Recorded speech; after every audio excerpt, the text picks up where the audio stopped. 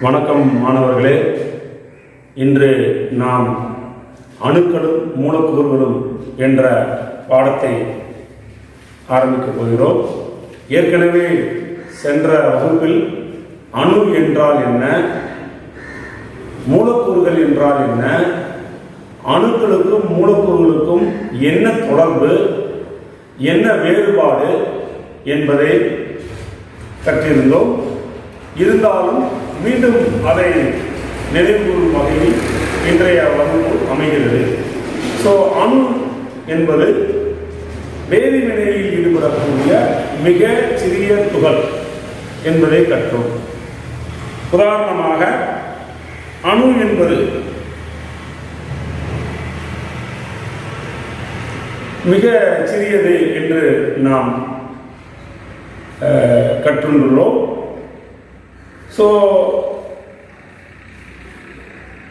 அணுக்கள் இணைந்துதான் மூலக்கூறுகளை உருவாக்குகின்றன. நம்மை சுற்றி திடப்பொருள்கள், திரவ பொருள்கள், வாயு பொருள்கள் உள்ளன. இவை அனைத்தும் பருப்பொருள்கள் என்றே அழைக்கப்படுகின்றன. பருப்பொருள் என்பது எந்த ஒரு பொருள் நிறையையும் பருமனையும் பெற்றுள்ளதோ அந்த பொருள்கள் பருப்பொருள்கள். திடப்பொருள், திரவப்பொருள், வாயு பொருள் இவை அனைத்தும் பருப்பொருள்கள். இந்த பருப்பொருள்கள் அனைத்தும் குறிப்பிட்ட நிறையையும் பருமனையும் பெற்றுள்ளதால் இவை பருப்பொருள்கள் என அழைக்கப்படுகின்றன. இந்த பருப்பொருளின் அடிப்படை துகள்களே அணுக்கள். இந்த பருப்பொருளின் அடிப்படை துகள்களே அணுக்கள். இந்த அணுக்களே பருப்பொருளின் நிறைக்கு காரணம். இந்த அணுக்களே பருப்பொருளின் நிறைக்கு காரணம். அணு என்பது வேதிவினையில் ஈடுபடக்கூடிய மிக சிறிய துகள். 17ஆம் நூற்றாண்டுகளில் அணுவை பற்றிய ஜான் டால்டனின் கொள்கை அணுவை விளக்க முடியாது என்பதை நாம் பார்த்திருக்கிறோம். அதற்கு பிறகு வந்த J Thomson, Rutherford, Niels Bohr போன்ற அறிஞர்கள் இல்லை, ஜான் டால்டனின் கொள்கை முற்றிலும் தவறானது, அணுவை பிளக்கலாம் என்று ஜான் டால்டனின் கொள்கையை தவறு என்று நிரூபித்தார்கள். அவர்களின் கூற்றுப்படி அமைக்கப்பட்டதுதான் நவீன அணுக்கொள்கை. இந்த நவீன அணுக்கொள்கை அணுவை பிளக்கலாம் என்பதும் என்ற கருத்தை முன்வைக்கிறார்கள். அந்த நவீன அணுக்கொள்கையின் சிறப்பம்சங்கள் படி அணு என்பது வேதிவினையில் ஈடுபடக்கூடிய மிகச்சிறிய துகள். அணுவை பிளக்கலாம். அவ்வாறு பிளக்கும் போது அதில் சில அடிப்படை துகள்கள் உள்ளது. எலக்ட்ரான், புரோட்டான், நியூட்ரான் என்ற துகள்களால் ஆனது என்கிறார்கள். மேலும் நவீன அணுக்கொள்கை என்ன சொல்கிறது என்றால், ஒரு தனிமத்தை அணுவை ஆக்கவோ அழிக்கவோ முடியாது. உதாரணம் சொல்லணும் என்றால், நீங்கள் கொய்யாப்பழம் பார்த்திருப்பீர்கள். அந்த கொய்யாப்பழத்தில் விதைகளும் சதையும் சேர்ந்ததான் அந்த கொய்யாப்பழம். இதில் ஒவ்வொரு விதையும் அணுவாக எடுத்துக் கொள்ளுங்கள். அந்த கொய்யாப்பழத்தில் உள்ள விதைகளை நாம் எடுத்துவிட்டு ஒரு கொய்யாப்பழத்தை உருவாக்குவது என்பது முடியவே முடியாது. அதுபோல்தான் ஒரு அணுவை ஆக்கவோ அழிக்கவோ முடியாது. ஆனால் ஒரு தனிமத்தின் அணுக்களை மற்றொரு தனிமத்தின் அணுக்களாக மாற்றலாம். உதாரணமாக கொய்யாப்பழத்திற்கு பதிலாக வேறு ஒரு பழத்தை அந்த இடத்தில் வைக்கலாம். அதை எடுத்துவிட்டு வேறொரு பழத்தை வைக்கலாம். அப்படிதான் செய்ய முடியுமோ ஒழிய நாம் அணுவை ஆக்கவோ அழிக்கவோ முடியாது. ஒரு பழத்தை எடுத்துவிட்டு வேறொரு பழத்தை வைக்கலாம். அதுபோல் ஒரு தனிமத்தின் அணுக்களை மற்றொரு தனிமத்தின் அணுக்களாக தான் மாற்றலாம். இதை செயற்கை தனிமமாக்கல் முறை என்று நவீன அணுக்கொள்கை சொல்கிறது. ஒரே தனிமத்தின் அணுக்கள் வெவ்வேறு அணுநிலைகளை பெற்றுள்ளன. ஒரே தனிமத்தின் அணுக்கள் வெவ்வேறு அணுநிறைகளை பெற்றுள்ளன. உதாரணமாக குளோரின் Cl, குளோரின் என்ற தனிமத்தின் குறியீடு Cl. இதனுடைய ஐசோடோப்புகள் 2 வகையான ஐசோடோப்புகள். குளோரினோட அணு எண் 17, ஆனால் அணு நிறை ஒரு குளோரின் தனிமத்தின் அணு நிறை 35, மற்றொரு குளோரின் தனிமத்தின் அணு நிறை 37. இரண்டும் ஒரே தனிமங்கள் தான், ஆனால் இவற்றின் அணு நிறைகள் வேறுபடுகிறது. ஒரே தனிமத்தின் அணுக்கள் வெவ்வேறு அணு நிறைகளை பெற்றுள்ளன என்று நவீன அணு கொள்கை சொல்கிறது. அதற்கு உதாரணமாக குளோரின் ஐசோடோப்புகளை எடுத்துக்கொண்டோம். வெவ்வேறு தனிமங்களின் அணுக்கள் ஒரே அணு நிறையை பெற்றிருக்கலாம். தனிமங்கள் வேற வேற. உதாரணமாக ஆர்கான் என்ற தனிமம், கால்சியம் என்ற தனிமம். இந்த 2 தனிமங்களும் வெவ்வேறு தனிமங்கள், ஆனால் இவற்றின் அணு நிறைகள் ஒரே மாதிரியாக இருக்கும். அணு நிறைகள் ஒரே மாதிரியாக இருக்கும்.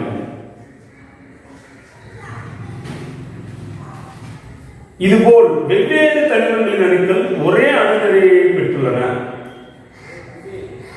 இதுவும் நவீன அணு கொள்கையோட சிறப்பு அம்சங்கள் தான்.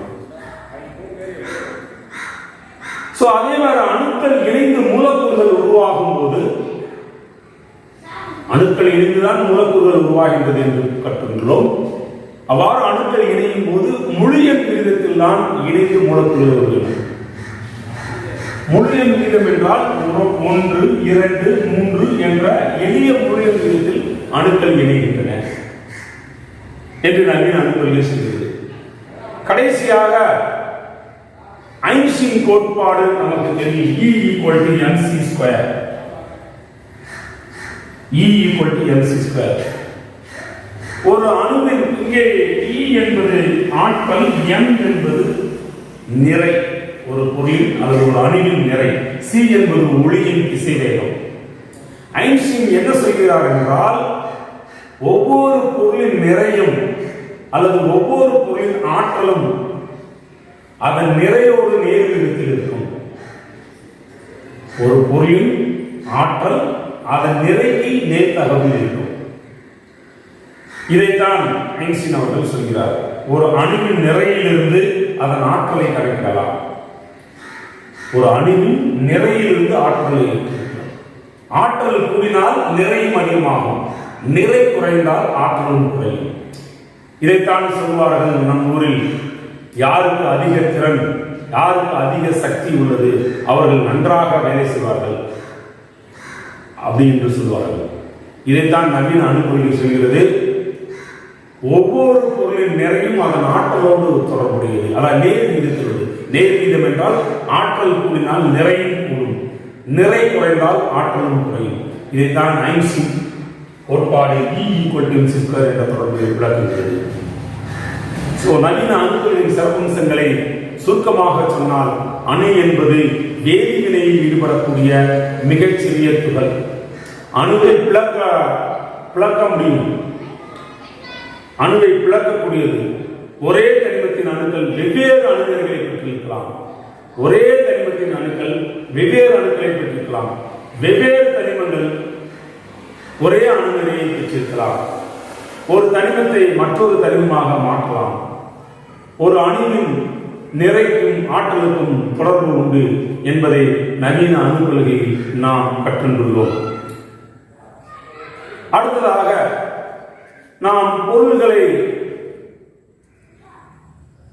எவ்வாறு வகைப்படுத்துகிறோமோ, திடப்பொருள்கள், திரவ பொருள்கள், வாயு பொருள்கள் என்று, அதுபோல் ஒவ்வொரு பொருளின் நிறையை எவ்வாறு அளவிடுவது. சிறிய பொருள், அணு என்பது சிறிய பொருள்களாக இருப்பதால் அதனை அளவிடுவது மிகவும் கடினம். அணு எவ்வாறு அணு நிறையை அளப்பது?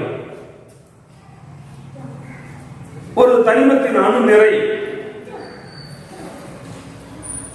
ஒரு தனிமத்தின் அணு நிறை அல்லது அணு நிறை அலகை எவ்வாறு அளக்கிறார்கள் என்றால், ஒரு தனிமத்தின் அணு நிறை அலகு என்பது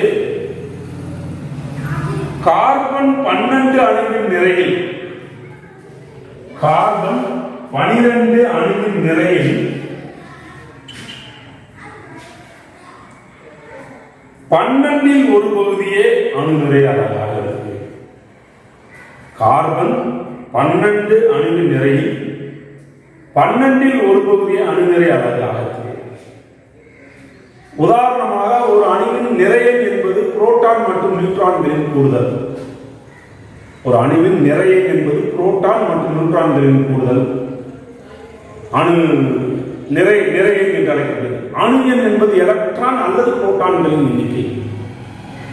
மொத்த நிறையோடு ஒப்பிடும் போது எலக்ட்ரானின் நிறை புரோட்டானின் நிறை நியூட்ரானின் நிறையை விட குறைவாக உள்ளது. புரோட்டான் ஒரு நியூட்ரான் நிறை ஒரு அணு நிறை அலகுக்கு சமம். சோ ஒரு அணுவின் நிறையை அணு நிறை அலகு என்ற மிக எளிய அளக்கலாம். அடுத்ததாக ஒப்பு அணுநிறை. ஒரு தனிமத்தின் ஒப்பு அணுநிறை. ஒரு தனிமத்தின் அணுநிறையை எவ்வாறு ஒப்பிடலாம்? ஒரு தனிமத்தின் அணுநிறையை கணக்கிடுவதற்கு அதனோடு தொடர்புடைய மற்றொரு தனிமத்தின் நிறையோடு ஒப்பிட்டு கணக்கிட்டார்கள். உதாரணமாக ஒரு சில ஊர்களுக்கு நாம் செல்லும் பொழுது முதல் தடவையாக செல்கிறோம். அங்கே நமக்கு யாருமே பழக்கமில்லை. அங்கே நாம் நமக்கு தெரிந்த ஒருவரை நினைவு கூறுகிறோம். இவர் உங்களுக்கு தெரியுமா? இவர் என்ன உறவு? இவர் எனக்கு இத்தனை ஆண்டுகளாக பழக்கம். இவர் இங்கே இந்த வேலை செய்கிறார், எனக்கு இவ்வளவு நன்மைகளை செய்துள்ளார். இவர்களுக்கும் உங்களுக்கும் என்ன தொடர்பு? அப்படி ஒரு தெரியாத ஒரு ஊரில் போய் நாம் அந்த ஊரில் உள்ள தெரிந்த நபரோடு தொடர்பை ஏற்படுத்துவதற்கு தான் ஒப்பீட்டு முறை என்று சொல்கிறோம். அதைத்தான் இங்கே ஒப்பு அணுநிறை என்று வேதியியலில் குறிப்பிடுகிறோம். சோ ஒரு தனிமத்தின் அணு நிறையை கணக்கிடுவதற்கு அதனோடு தொடர்புடைய மற்றொரு தனிமத்தின் நிறையோடு ஒப்பிட்டு கணக்கிட்டார்கள். ஒரே மாதிரியான நிறையை கொண்ட இரண்டு அல்லது அதற்கு மேற்பட்ட அணுக்களை ஒரே நேரத்தில் எடுத்துக்கொண்டு அவற்றில் ஒரு தனிமத்தின் அணு நிறைக்கு குறிப்பிட்ட மதிப்பை அளித்து அந்த குறிப்பிட்ட தனிமத்தின் மதிப்பை திட்ட அளவாக கொண்டு அணு நிறை தெரியாத மற்றொரு தனிமத்தோடு ஒப்பிட்டு அணு நிறையை கணக்கிட்டார்கள். இவ்வாறு பெறப்பட்ட அணு நிறை ஒப்பு அணு நிறை. ஒரு தனிமத்தின் ஒப்பு அணு நிறை எவ்வாறு கணக்கிடுகிறார்கள் என்றால், தெரிந்த தனிமத்தின் அணு நிறையை தெரியாத மற்றொரு தனிமத்தின் அணு நிறையோடு தெரிந்த தனிமத்தின் அணு நிறையை ஒப்பிட்டு தெரியாத தனிமத்தின் அணு நிறையை கணக்கிடுகிறார்கள். இதிலிருந்து ஒரு தனிமத்தின் ஒப்பு அணு நிறை என்பது அத்தனிமத்தின் ஐசோடோப்புகளின் சராசரி அணு நிறையை கார்பன் 12 அணு நிறையில் 1/12 பங்கு நிறைக்கும் உள்ள விகிதமே ஒரு தனிமத்தின் ஒப்பு அணு நிறை. இந்த தனிமத்தின் ஒப்பு அணு நிறையை AR என்ற எழுத்தால் குறிக்கும். ஒரு தனிமத்தின் ஒப்பு அணு நிறை என்பது அத்தனிமத்தின் ஐசோடோப்புகளின் அணு நிறைக்கும் சராசரி அணு நிறைக்கும் ஒரு தனிமத்தின் ஐசோடோப்புகளின் சராசரி அணு நிறைக்கும் ஒரு கார்பன் 12 அணுவின் 1/12 பங்கு நிறையில் உள்ள விகிதமே ஒரு தனிமத்தின் ஒப்பு அணு நிறை என்று அழைக்கப்படுகிறது. இந்த அணு நிறையை அளப்பதற்காக தற்பொழுது அறிவியல் விஞ்ஞானியாளர்கள் எப்படி மலையை மலைமானி கொண்டும் சுனாமி, பூகம்பம் இவற்றை அளவிட வெக்டார் அளவுகளை பயன்படுத்துகிறார்களோ அதுபோல் ஒரு தனிமத்தின் அணுநிறையை அளப்பதற்காக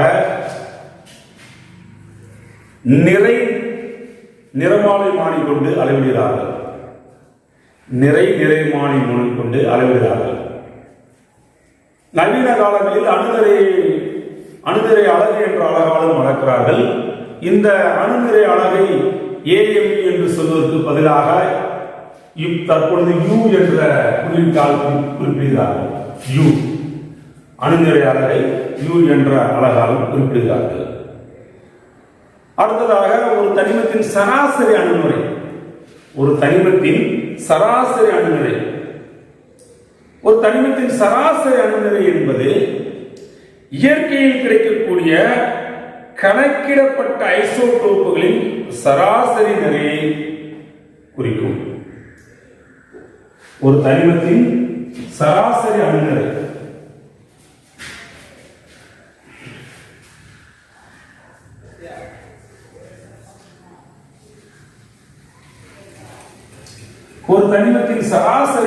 என்பது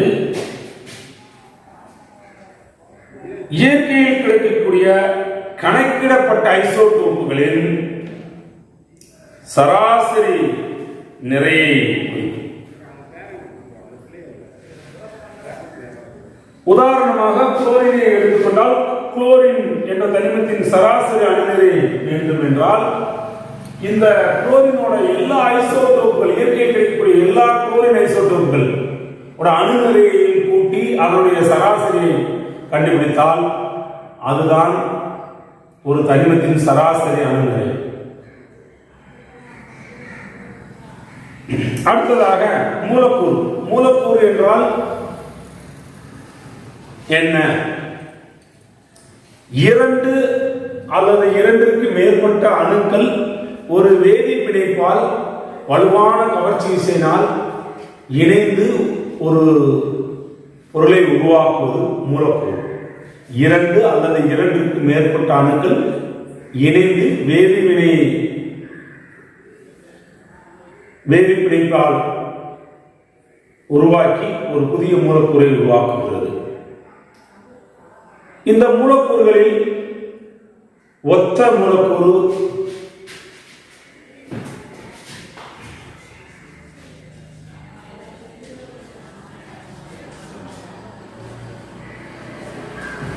ஒத்த அணு மூலக்கூறு, வேதியின மூலக்கூறு என பல வகைகள் உண்டு. ஒத்த அணு மூலக்கூறு என்றால் ஒரே விதமான இரண்டு அணுக்கள், ஹைட்ரஜன் மூலக்கூறு, நைட்ரஜன் மூலக்கூறு, ஆக்சிஜன் மூலக்கூறு, ஒத்த அணுக்கள் இணைந்து உருவாவது ஒத்த அணு மூலக்கூறு. வேற்று அணு மூலக்கூறுகள் HCl, H2O இவையெல்லாம், இது ஹைட்ரஜன் குளோரைடு, இது ஹைட்ரஜனும் குளோரினும் என்ற தனிமம் உள்ளது. நீர் மூலக்கூறு ஹைட்ரஜனும் ஆக்சிஜனும் உள்ளது. இரு வேறுபட்ட அணுக்கள் இணைந்து புதிய மூலக்கூறை உருவாக்குவது வேற்றின மூலக்கூறு. ஹைட்ரஜனுடன் இணைந்து ஹைட்ரஜன் மூலக்கூறையும், நைட்ரஜனுடன் இணைந்து நைட்ரஜன் மூலக்கூறையும், ஆக்சிஜன் அணுவுடன் இணைந்து ஆக்சிஜன் மூலக்கூறையும், இவ்வாறு ஒரே அணுக்கள் இணைந்து மூலக்கூறு உருவாவது ஒத்த அணு மூலக்கூறு. இதிலே பல அணு மூலக்கூறுகள் உள்ளது. உதாரணமாக ஓசோன், O3, 3 ஆக்சிஜன் அணுக்கள் இணைந்து ஓசோன் மூலக்கூறையும், 4 பாஸ்பரஸ் இணைந்து பாஸ்பரஸ் மூலக்கூறையும், 8 சல்பர் இணைந்து சல்பர் மூலக்கூறுகளையும் உருவாக்குவது. இவை பல்லணு மூலக்கூறுகளுக்கு உதாரணமாகும். ஸோ மூலக்கூறுகள் என்பது இரண்டு அல்லது இரண்டுக்கு மேற்பட்ட அணுக்கள் வேதி வினையினால் வலுவான கவர்ச்சி விசையை பெற்றுக்கொண்டு புதிய மூலக்கூறை உருவாக்கும். அடுத்ததாக மூலக்கூறில் எவ்வளவு அணுக்கள் பிணைக்கப்பட்டுள்ளன, என்பதை கணக்கிடுவதற்காக அணுக்கட்டு எண் நம் காய்கறி கடைகளுக்கு சென்று காய்களை கிராம், கிலோகிராம் என்றும் திரவ பொருள்களான எண்ணெய் மற்ற பொருட்களை மில்லி லிட்டரிலும் அளவிடுகிறோம். அதுபோல் சில காய்கறிகளை கட்டுக்கட்டாக வாங்குகிறோம்.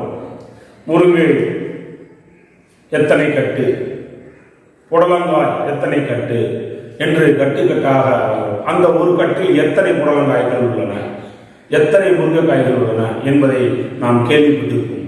அதுபோல் வேதியியலில் ஒரு மூலப்பொருளில் எவ்வளவு அணுக்கள் கிடைக்கப்பட்டுள்ளன, அந்த மூலப்பொருளில் உள்ள அணுக்களின் எண்ணிக்கையே அணுக்கட்டு எண் என்று சொல்கிறோம். உதாரணமாக ஓசோன் என்ற மூலப்பொருள் 3 ஆக்சிஜன் அணுக்கள் உள்ளன.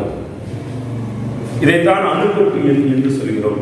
ஒரு மூலப்பொருள் உள்ள அணுக்களின் எண்ணிக்கையை அணுக்கட்டு எண் என்று சொல்கிறோம். அடுத்ததாக ஒப்பு மூலக்கூறு நிறை. ஒப்பு மூலக்கூறு நிறை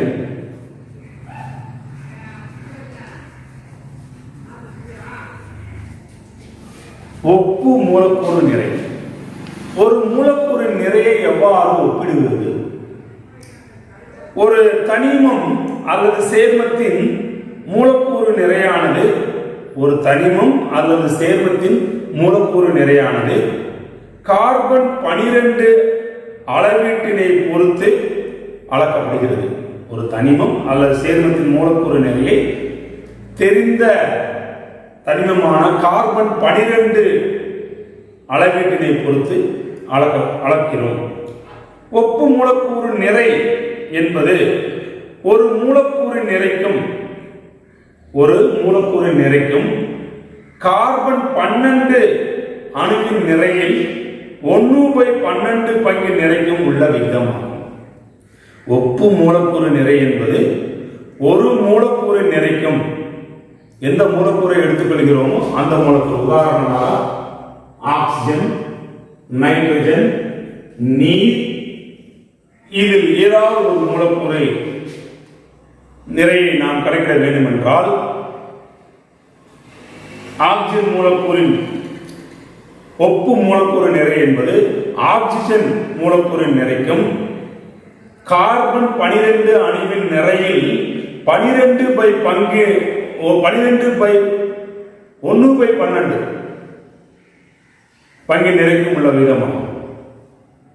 ஒப்பு மூலக்கூறு நிறை என்பது ஒரு மூலக்கூறின் நிறைக்கும் கார்பன் 12 அணுவின் நிறையில் 1/12 பங்கு நிறைக்கும் உள்ள விகிதமாகும்.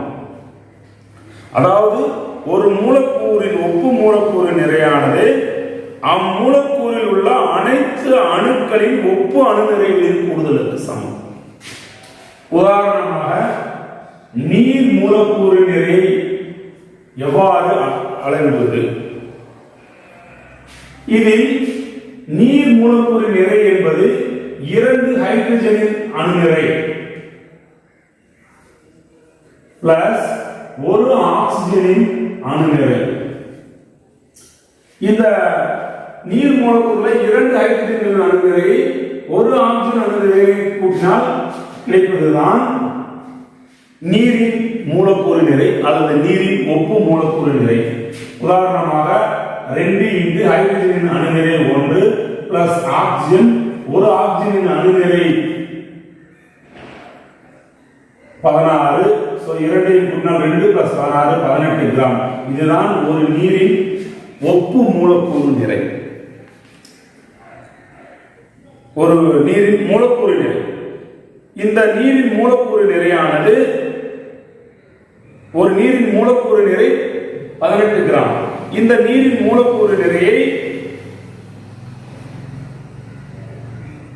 1/12 பங்கு கார்பன் 12 அணுவின் நிறையை விட 18 மடங்கு அதிகம். ஒரு மூலக்கூறின் ஒப்பு மூலக்கூறு நிறையானது அம்மூலக்கூறில் உள்ள அனைத்து அணுக்களின் ஒப்பு அணுநிறைகளின் கூடுதலுக்கு சமம். உதாரணமாக ஹைட்ரஜனின் மூலக்கூறு நிறையை கார்பன் 12 அணுவின் நிறையில் 1/12 பங்கு நிறைக்கும் உள்ள விகிதமாகும். இதேபோல் சல்பூரிக் அமிலத்தின் மூலக்கூறு நிறையானது 98 கிராம். இந்த சல்பூரிக் அமிலத்தின் ஒப்பு மூலக்கூறு நிறை என்பது 1/12 பங்கு கார்பன் 12 அணுவின் நிறையை விட 98 மடங்கு அதிகமானது என்று சொல்கிறோம். அப்ப ஒரு அணுவின் ஒப்பு மூலக்கூறு நிறை என்பது ஒரு மூலக்கூறின் நிறைக்கும் கார்பன் 12 அணுவின் நிறையில் 1/12 பங்கு நிறைக்கும் உள்ள விகிதமாகும். அப்ப ஒரு மூலக்கூறு நிறையை கார்பன் 12 1/12 பங்கு நிறைக்கும் உள்ள விகிதத்தோடு ஒப்பிடுவதுதான் ஒப்பு மூலக்கூறு நிறை.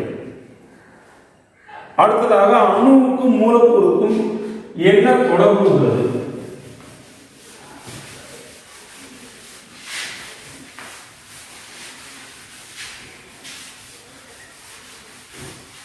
அணுவுக்கும் மூலக்கூறுக்கும் என்ன தொடர்பு உள்ளது அல்லது அணு மூலக்கூறு வேறுபாடு? சற்று முன்னால் பார்த்தோம், அணு என்பது ஒரு தனிமத்தின் மிகச் சிறிய பகுதி. உதாரணமாக இது ஒரு நீளமான பேப்பர். இந்த நீளமான பேப்பர் சிறு சிறு துகள்களாக உடைக்கப்படும் போது அல்லது அணுக்களாக இருக்கும்போது இவ்வாறு இருக்கும். இதை கற்பனையாக ஒரு தனிமம் என்றும், ஒரு தனிமத்தில் உள்ள சிறு சிறு துகள்களாக இதை எடுத்துக்கொண்டால் எவ்வாறு அணுக்களெல்லாம் சேர்ந்து ஒரு தனிமம் அல்லது சேர்மத்தை உருவாக்குகிறது என்பதை போல் இந்த தனிமத்துடைய மிகச் சிறிய பகுதி தான் அணு என்பது. ஒரு தனிமத்தின் மிகச்சிறிய பகுதி அணு. ஒரு தனிமம் அல்லது சேர்மத்தின் மிகச்சிறிய பகுதி மூலக்கூறு. அணுக்கள் தனித்து இருப்பதில்லை. மூலக்கூறுகள் தனித்து நிலையில் இருக்கும். ஏனென்றால் அவை நிலையான எலக்ட்ரான் அமைப்பை பெற்றுள்ளதால் அவை நிலைப்புத்தன்மையை பெற்றுள்ளன. அணுக்கள் மந்த வாயுக்களை தவிர மற்ற அணுக்கள் நிலைப்புத்தன்மையை பெறுவதில்லை. காரணம், தன்னுடைய வெளிக்கூட்டில் எலக்ட்ரான் அமைப்பை பூர்த்தியாகவில்லை. மூன்றாவதாக, அணுக்கள் வெளிதிறன் மிக்கவை. ஏனென்றால் அவை நிலைப்புத்தன்மை அற்று உள்ளதால் நிலைப்புத்தன்மை அடைவதற்காக வினைபுரியும் திறன் அதிகமாக இருக்கும். மூலக்கூறுகள் நிலைப்புத்தன்மை அடைந்ததால் அவை வினைத்திறன் குறைந்தவை. அணுக்கள் தனித்து இயங்குவதால் அவைகளுக்குள்ளே எந்த விதமான வேதிப்பிணைப்பும் இல்லை. ஆனால் அணுக்கள் இணைந்து மூலக்கூறுகள் உருவாவதால் அவற்றிற்கிடையே வலுவான வேதிப்பிணைப்பு இருக்கும். ஸோ அணுவும் மூலக்கூறும் தொடர்பை மீண்டும் ஒரு தடவை பார்க்கலாம். அணு என்பது தனிமத்தின் மிகச்சிறிய பகுதி. மூலக்கூறு என்பது தனிமம் அல்லது சேர்மத்தின் மிகச்சிறிய பகுதி. இரண்டாவதாக, அணு என்பது வேதிவினையில் ஈடுபடக்கூடிய சிறிய துகள் என்று கற்றுக்கொண்டோம். அணுக்கள் இணைந்துதான் மூலக்கூறுகள் உருவாயது என்று பார்த்தோம். அணுக்கள் தனித்த நிலையில் இருப்பதில்லை. மூலக்கூறுகள் தனித்த நிலையில் இருக்கும். அணுக்கள் வினைதிறன் மிக்கவை, மூலக்கூறுகள் வினைதிறன் குறைந்தவை. வேதி பிணைப்பு அணுக்களுக்கிடையே இருக்காது. ஆனால் மூலக்கூறுகள் வலுவான வேதி பிணைப்பு உண்டு. ஸோ இவை 10ஆம் வகுப்பு மாணவர்களுக்கு அடிக்கடி கேட்கக்கூடிய முக்கியமான வினா, அணு மூலக்கூறு வேறுபாடு, நவீன அணுக்களின் சிறப்பு அம்சங்கள், அணுக்கட்டியன் என்றால் என்ன, ஒத்த அணு மூலக்கூறு, வேற்று அணு மூலக்கூறு உதாரணங்கள், இவையெல்லாம் 10ஆம் வகுப்பு மாணவர்கள் தேர்வை எதிர்கொள்ளும்படியாக கேட்கக்கூடிய வினாக்கள். இவையெல்லாம் சென்ற வகுப்பில் கற்றவை. இவை அனைத்தையும் நாம் மீண்டும் நினைவு கூர்ந்துள்ளோம்.